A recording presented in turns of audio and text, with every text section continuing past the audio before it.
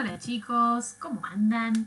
La idea de este video es que podamos charlar acerca de los capítulos 11, 12 y 13 de Schiffman, que nos van a hablar acerca de las influencias culturales, importantísimas para entender todas las cuestiones relacionadas con marketing. Así que en primer lugar vamos a ver como las influencias más grandes, que son las culturales, que son como más globales, más generales, ¿sí? Y en este sentido hay como tres formas de mirarlo. Y la primera es la supranacional, que lo que me va a reflejar son las dimensiones culturales que subyacen, ¿sí?, a las sociedades y muchas veces van trascendiendo las fronteras nacionales, ¿no? Y se convierten ya en internacionales. Por ejemplo, todo lo que tiene que ver con la región LATAM de Latinoamérica. De hecho, hay muchas multinacionales que hablan, por ejemplo, de la región LATAM para tomar decisiones en todo lo que tiene que ver con los países que la conforman. Vamos a suponer, por ejemplo, Coca-Cola, ¿sí? Toma decisiones para toda la región LATAM, ¿sí? Nacional, que ya tiene que ver más con el carácter de cada uno de los países, porque por ejemplo dentro de la región LATAM vamos a encontrar diferencias entre lo que es entre lo que es Brasil y Argentina, por ejemplo, o podremos pensar Chile y Argentina, ¿sí? Porque algunos países dejan por fuera de la región LATAM a Brasil por el tema del idioma. Así que bueno, eso depende un poquito ya de cada multinacional, qué es lo que considera, por ejemplo, qué países considera dentro de los que trabajan en una región que forman parte de esa región, ¿sí? Y por último, todo lo que tiene que ver con lo grupal, que va a reflejar las subdivisiones que tenga un país en particular. Bien, la verdad es que la cultura va cambiando y qué hacen nuestros consumidores, quiénes son, cómo se autodefinen, cómo hacen sus compras. Todo esto va cambiando año a año, ¿no? Entonces es muy importante que nos mantengamos al tanto de estos cambios y también ahí van creándose diferentes creencias culturales y diferentes explicaciones a las distintas cuestiones. Y esto va generando también distintos intereses colectivos, ¿sí? Así que, bueno, son todos temas que tenemos que tener en cuenta a la hora de lanzar, por ejemplo, un producto, ¿sí? Bueno, hay un aprendizaje formal que se da cuando los papás, los abuelos, hermanos, tíos, familiares les enseñan a las generaciones más jóvenes cómo comportarse en una determinada cultura. Hay muchas películas que reflejan este saber cómo se va transmitiendo de generación en generación, ¿no? Si uno busca, por ejemplo, en Netflix, van a encontrar un montón de películas que justamente dan cuenta de este tipo de aprendizajes formales, máxime cuando se dan en culturas más pequeñas y por ahí más eh, como cerradas, ¿no es cierto? Y se van dando un montón de, como les decía, de películas y de material audiovisual para poder ver qué diferencias hay entre, bueno, la cultura que nosotros estamos acostumbrados y otro tipo de culturas. También hay aprendizajes informales, que es cuando los niños que tienen una gran capacidad de imitación van imitando otros comportamientos de familiares, amigos, héroes, algún personaje que van viendo en los dibujos animados, las series. Asimismo, y por último, hay un aprendizaje técnico, y esto se da en el ámbito ya más académico, y si seguimos con el ejemplo de los niños, sería en la escuela, en donde los niños van a ir aprendiendo de sus maestros. Bien, así se va dando este proceso de enculturación, que es aprender los hitos importantes, las cosas importantes que forman parte de la cultura de ese consumidor, que es un poquito distinto a la aculturación, que tiene que ver cuando yo ya estoy enculturada, cómo es aprender otra cultura y poderme manejar dentro de otro, este, otro espacio cultural.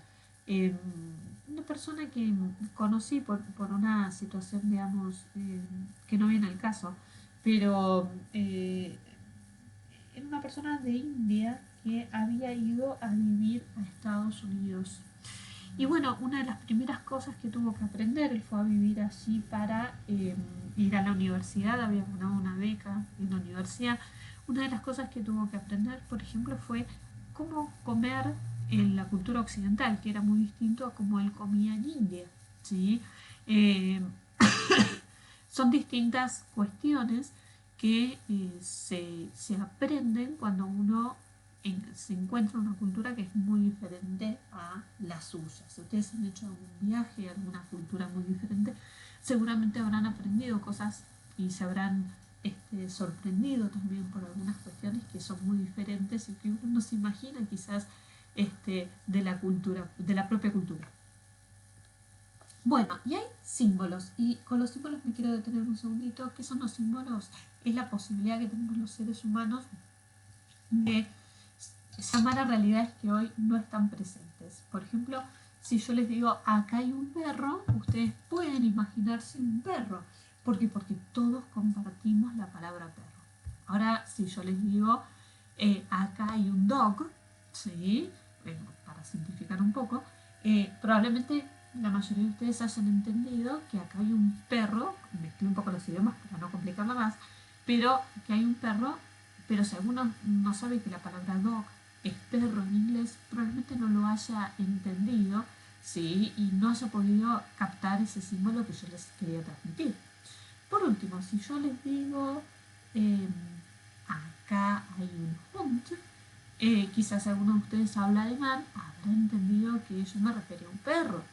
Pero si no, ya dejamos de compartir el símbolo. Ultimísimo caso. Sí, y acá seguro que es muy probable que no conozcan esta palabra. Y es más, es muy probable que la confundan con una, digo, que le suene a otra palabra, en este caso del idioma español. Si yo les digo, acá hay un paz, ¿sí? Ustedes van a pensar algo relacionado con la paz. En realidad, paz en el idioma croata significa perro, ¿sí? Entonces, para nosotros podernos comunicar, necesitamos manejar los mismos símbolos, si no, a pesar de tener la posibilidad de hablar, no nos vamos a entender. Y esto es muy importante dentro del símbolo. El símbolo es utilísimo a la hora de comunicarse, pero necesita ser compartido para poderlo utilizar. Muy bien, otra cuestión súper importante de esta unidad tiene que ver con los rituales, que son actividades simbólicas, ¿sí? Hay mucho de esto puesto en juego, de toda la parte simbólica, ¿sí? Los rituales son actividades simbólicas que normalmente siguen una secuencia de pasos que se van repitiendo periódicamente, ¿sí? De esta manera nosotros podemos seguir, por ejemplo, sabemos que si se iza la bandera debemos estar quietos en una actitud de respeto hacia la bandera. Entonces ya nos da la posibilidad de sabernos cómo comportar ante determinadas situaciones que van pasando cotidianamente, o si nos invitan a un casamiento. Me recuerdo hace unos años nos habían invitado a un casamiento griego, ¿no? Y nos habían dado unos confites. Un amigo mío había llegado tarde y para cuando me di vuelta escuché como un ruidito. Estaba sentado al lado mío, escuché un ruidito y no por falta de respeto, sino que se había comido encima eran como unos confites bien duros, se había comido los confites y yo le pedí un codazo, le digo, no podés comerte los confites, no son para comerse, hay que tirárselos a los novios. ¿Cómo tirárselos? Sí, yo ahora te doy algunos míos, le digo, pero la realidad es que hay que tirárselos a los novios, ¿no? ¿Por qué? Bueno, porque, claro, cuando uno por ahí no comparte una determinada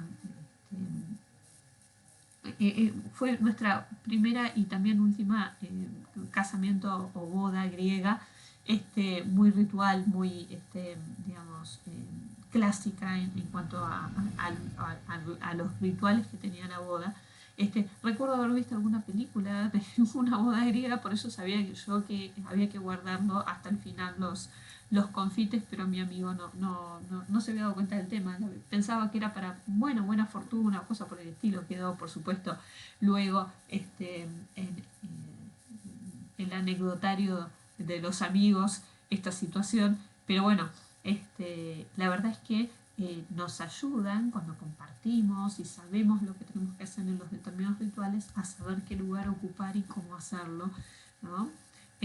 Normalmente cuando no los conocemos empiezan a suceder este tipo de situaciones divertidas, digamos, ¿no? Tiernamente divertidas. Bueno, y así tenemos algunas situaciones que, bueno, este libro está escrito en Estados Unidos y hay algunas cosas que nosotros compartimos y quizás otras que no compartimos tanto, como por ejemplo el día de San Valentín, ¿sí? O qué hacen en la víspera de Navidad, ¿sí? Es muy distinto lo que hacen en Estados Unidos, lo que solemos hacer en Argentina. Hay algunas cosas que están bien vistas y otras quizás que no tanto, por ejemplo, a la hora de ir a un gimnasio. Todo esto tiene que ver con las cuestiones relacionadas este, con la cultura, incluso qué se come a la mañana. Seguramente se han ido a algún restaurante en Estados Unidos, por ejemplo, perdón, un hotel, quise decir, en Centroamérica, donde hay mucho turismo estadounidense. Se habrán encontrado que quizás los desayunos no tienen el tipo de cosas que ustedes esperarían encontrar, o por lo menos tienen cosas que son las que ustedes esperan encontrar y otras que no tanto, como un revuelto de huevos o salchichas a la mañana, y uno dice, yo estoy más bien para un café y nada más, ¿no? Bueno, tiene que ver con todo lo ritual, qué es lo que se hace en determinados momentos, y todos nos ponemos de acuerdo a nivel cultural, ¿sí? De qué hacer en determinados momentos. Bueno, y tenemos que medir los valores culturales, y una de las formas es a través del análisis de contenido. Son técnicas que me van a ayudar a medirlo. ¿Qué es el análisis de contenido? Bueno, es una forma de poder entender distintas comunicaciones, verbales, escritas, gráficas, ¿sí? Y poder entender a través de ellas qué tipo de cosas van pasando en esa sociedad específica. O sea, hay cambios, ¿sí? Por ejemplo, ahora está cambiando últimamente muchísimo la forma de hacer las publicidades en el mundo, en Argentina también. Y bueno, va cambiando como un poco los paradigmas. La idea es poderlos seguir, poderlos entender y poder, en tal caso, o recomendar a la empresa o actuar en consecuencia cuando uno está trabajando en una compañía. También tenemos las observaciones de campo. En las observaciones de campo o en el campo mandamos a observadores participantes. Normalmente son muy buenos para hacer este tipo de trabajos los antropólogos, que tienen esa capacidad de como lograr poder convivir con esas personas que están siendo digamos, observadas, por supuesto con acuerdo y anuencia de ellos, ¿sí? Hasta que en un momento, al vestirse de la misma manera, al actuar de la misma manera, comer la misma comida y demás, un poco se olvidan y los forma parte de ese entorno, ¿no? Bueno, las entrevistas a fondo o entrevistas en profundidad, también se las conoce, ¿sí? Son entrevistas donde a la persona quizás yo le voy a pedir una hora y media de su tiempo y vamos a charlar sobre distintos temas, ¿sí? Yo voy a llevar como una especie de checklist, ¿sí? Y digamos, a través de ese instrumento voy a ir abordando distintos temas que voy a ir conversando con la persona a fin de que ella me cuente, bueno, cómo vive determinadas cuestiones, qué es lo que piensa, qué es lo que siente a través de, o a partir de las cosas que yo le voy a ir consultando. Lo mismo con el focus group, pero esta vez en vez de ser un mano a mano, ¿sí? Una persona y una persona, van a ser entre 6, 7 hasta 8, 9, 10 personas. Y la idea es generar una interacción grupal donde ellos vayan contando distintas cuestiones. Evidentemente es también más simple poder tener así como un panel un poco más grande de distintas personas con, con los focus group o entrevistas de enfoque, ¿sí? Y por último los cuestionarios, que es una investigación más cuantitativa, a diferencia de las demás que son bien de corte cualitativo. Los focus group los cuestionarios me van a ayudar a generar un instrumento, que es el cuestionario, exactamente, que me va a permitir relevar las distintas opiniones de las personas. en forma como un poco más masiva. Todo va a depender, por supuesto, de la cantidad de casos o personas que quieran contestarlo o que yo pueda acceder a que me contesten. Y luego analizar todos esos datos. Bueno, bueno, vamos a identificar ahora algunos valores fundamentales. El primer valor o la primera idea es que debe ser generalizado y en este sentido debería estar aceptado y utilizado por una gran parte de la población. El valor también debería tener un valor en el tiempo, debería ser perdurable, ¿sí? Si no pareciera no ser un valor de una sociedad. Y por otro lado está relacionado con algún tipo de comportamiento de consumo, ¿no? Entonces, que estos hábitos ayuden a entender qué consumos tienen estos individuos que están dentro de una sociedad. Así, por ejemplo, tenemos algunos valores fundamentales estadounidenses, ¿sí?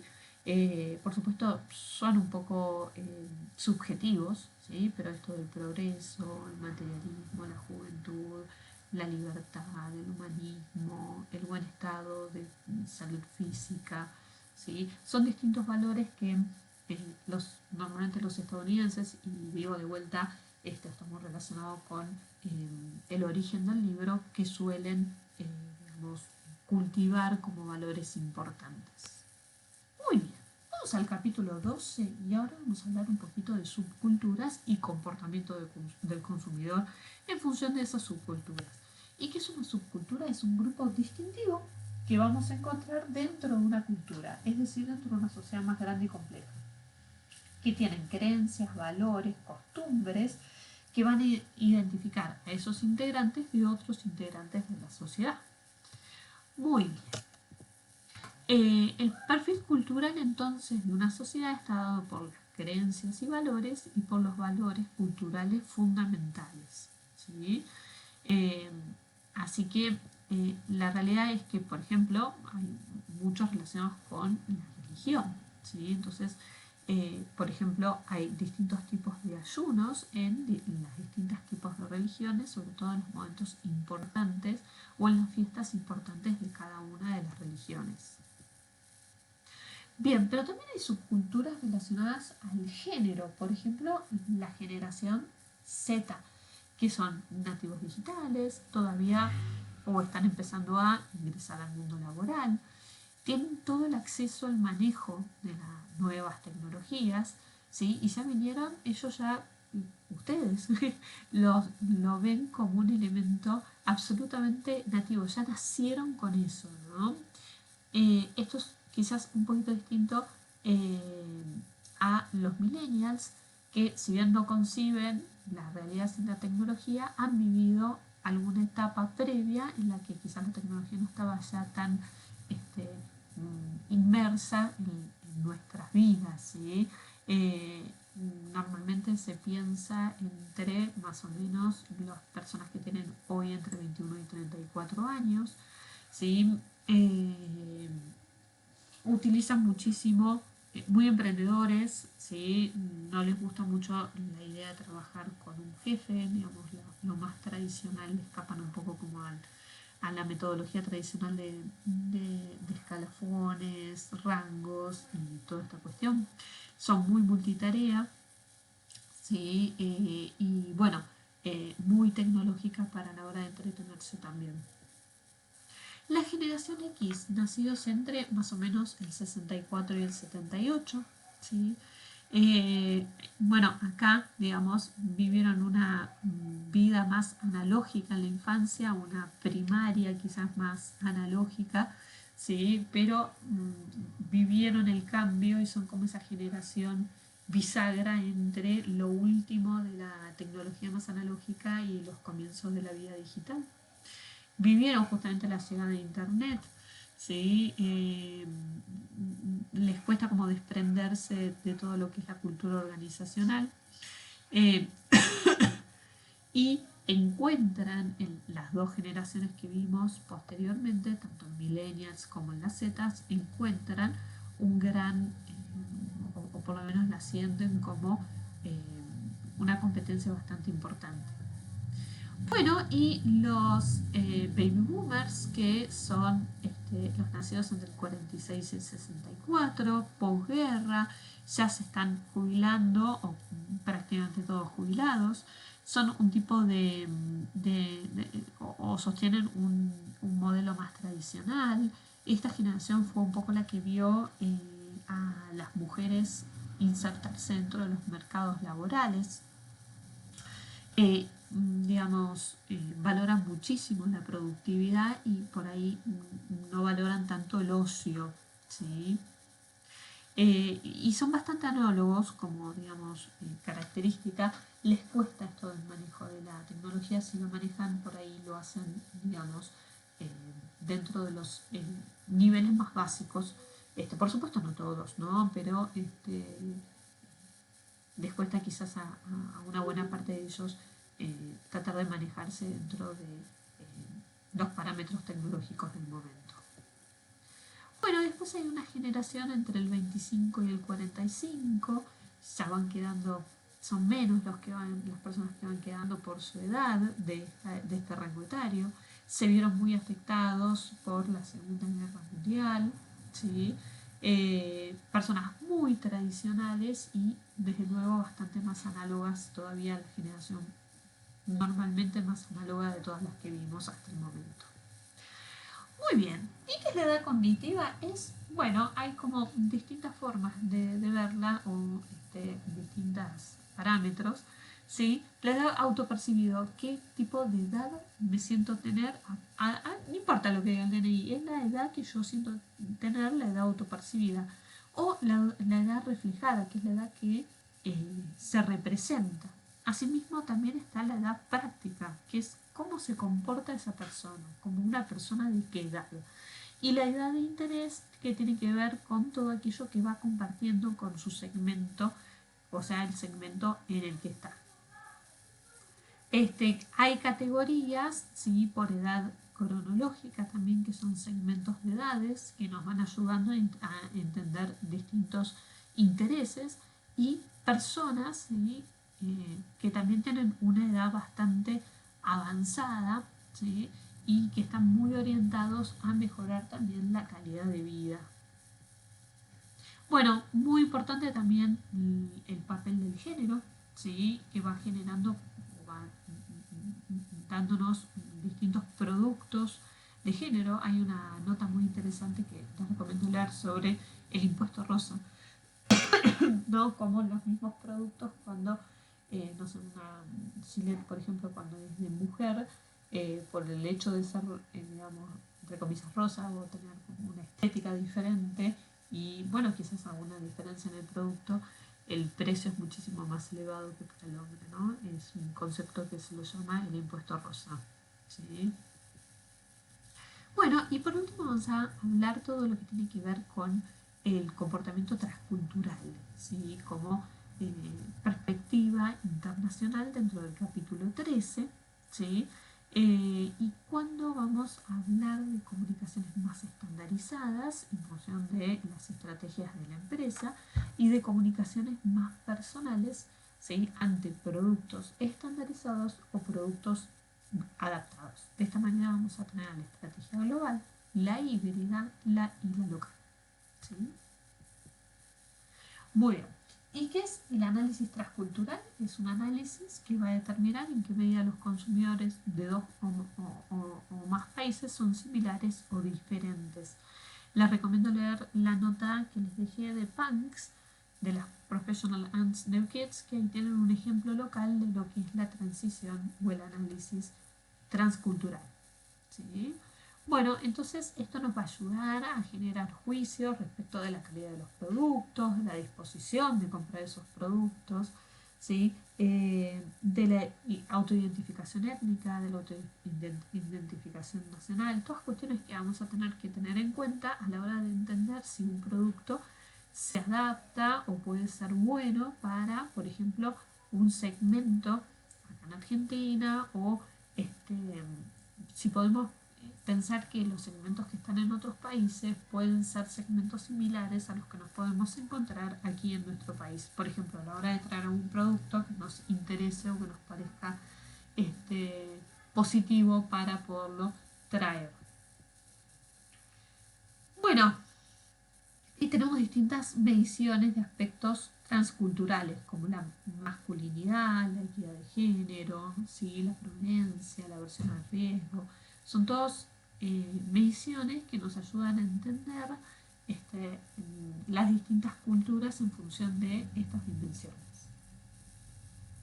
Bueno, ¿qué es la aculturación? Es un proceso por el cual los valores, las creencias y las costumbres de otras culturas las podemos entender y luego aplicar esos hallazgos para comercializar los productos a nivel internacional. Fíjense, acá hay unos ejemplos de empresas que muy exitosamente han hecho este tipo de o han trabajado a través de estas marcas globales, a través de una señal de calidad importante, un mito global y la responsabilidad social, han trabajado todas sus posibilidades a nivel internacional. Me gustaría detenerme en Disney, cómo ha cambiado su perspectiva y las últimas princesas, por ejemplo, tuvo algunos problemas con la princesa Ariel. La princesa Ariel, si bien en Estados Unidos Ariel es un nombre femenino, en la mayoría de los países latinoamericanos normalmente es un nombre de varón, como en nuestro caso, ¿no? Entonces ha tenido muchísimo cuidado posteriormente. Incluso si ustedes recuerdan algunos personajes, Tío Rico, Goofy, tenían otros nombres, ¿sí? Y tenían como un doble nombre en español y en inglés.